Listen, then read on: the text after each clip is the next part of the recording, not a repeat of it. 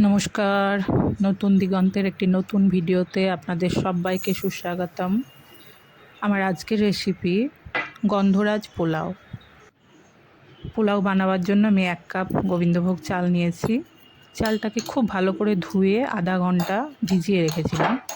এবার আমি জল ঝরিয়ে চালের মধ্যে নুন একটু দিয়ে দেবো। আজকে আমি সৈন্ধব লবণেরই ইউজ করব। আর গরম মশলা ওতে দিয়ে দেবো, আর একটু ঘি ওতে দিয়ে খুব ভালো করে আমি চালগুলোকে নাড়াচাড়া করে নেব।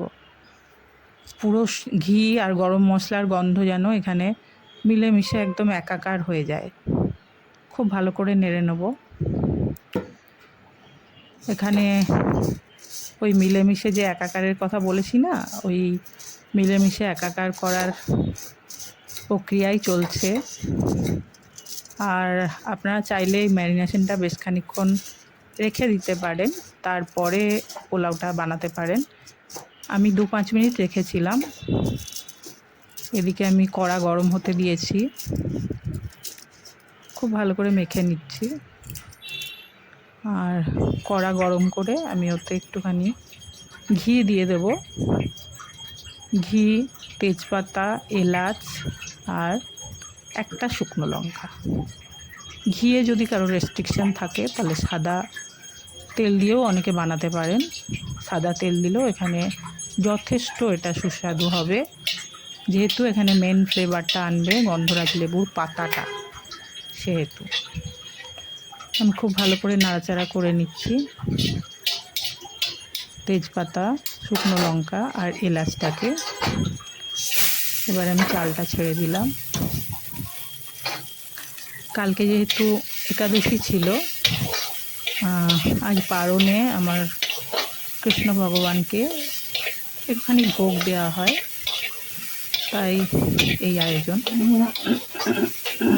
খুব ভালো করে নাড়াচাড়া করে আমি জল গরম করে রেখেছি।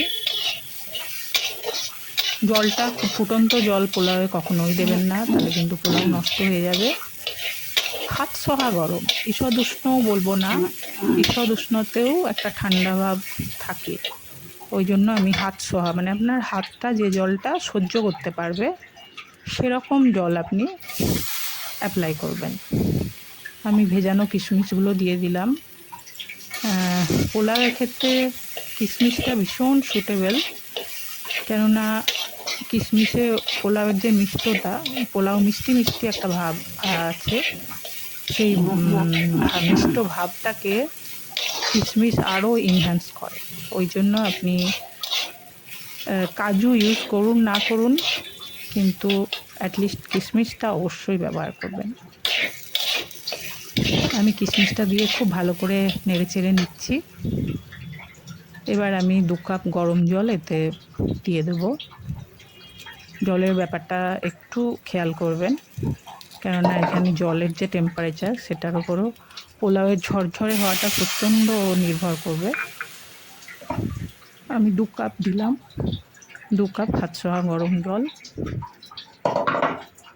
পোলাওয়ের নিয়মিতাই আপনার কাছে যদি এক কাপ আমি যেহেতু জল দিয়েছিলাম, 1 কাপ যেহেতু চাল দিয়েছিলাম, সেহেতু এক্ষেত্রে চালের যতটা চাল থাকবে সবসময় তার দ্বিগুণ পরিমাণ জল পোলাওয়ে দিতে হবে। আমি এবার খুব একটা হাই ফ্লেমে দিয়েছি গ্যাসটাকে, যাতে একটা জোরে ফুটে ওঠে, একটা বলক যেন আসে। ফোটার অপেক্ষা করছি, ফুটলেই আমি ওটাকে মিডিয়াম আঁচ করে একটু ঢেকে দেব। আর যে পাতাগুলো, লেবু পাতাগুলো এখানে আমি দিয়ে দেব। লেবু পাতার ক্ষেত্রে একটা ছোট্ট সাজেশান দেব। লেবু পাতা তো সবার বাড়িতে সবসময় গাছ থাকে না, যার বাড়িতে আছে সেখান থেকে কালেক্ট করা খুব সুবিধা, কিন্তু যাদের নেই তারা দেখবেন যেখানে ফ্রেশ লেবুটা পাওয়া যায় সেখানে লেবুর সঙ্গে 2-4টে করে পাতা লেগে থাকে। বাজারে একটু লক্ষ্য করবেন অনেক ক্ষেত্রে। তো আমি কিন্তু ওই লেবুর থেকেই পাতাগুলোকে কালেক্ট করেছি।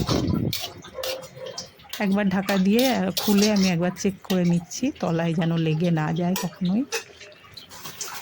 পাতাগুলোর থেকে খুব সুন্দর একটা সুগন্ধ বেরিয়েছে। আমি একটু চিনি দিয়ে দিলাম এই ফাঁকে, চিনিটা গলবে। চিনিটা দিয়ে আমি নাড়াচাড়া করে আবারও ঢেকে দেব। আর ঢেকে আমি আঁচটা এবার একটু কমিয়ে দেব। বারবার লক্ষ্য রাখতে হবে পোলাও তো তলায় যেন। কি সুন্দর একটা ঝরঝরে পোলাও হয়েছে আর খুব সুন্দর একটা সেন্ট বেরিয়েছে। যখন রান্নার ভিডিও করি মনের মধ্যে ভীষণভাবে এই জিনিসটা হয় যে এত সুন্দর সুগন্ধ আমি নিজে ফিল করলেও এই যে আমার ভিউয়ার্সদেরকে আমি ফিল করাতে পারছি না। যদি এরকম কোনো গ্যাজেট থাকতো তাহলে কিন্তু আমরা খুবই উপকৃত হতাম। বলা যায় না, ভবিষ্যতে নিশ্চয়ই সেরকম কোনো গ্যাজেট আবিষ্কার হবে। আমার পোলাও রেডি, কার কেমন লাগলো জানাবেন।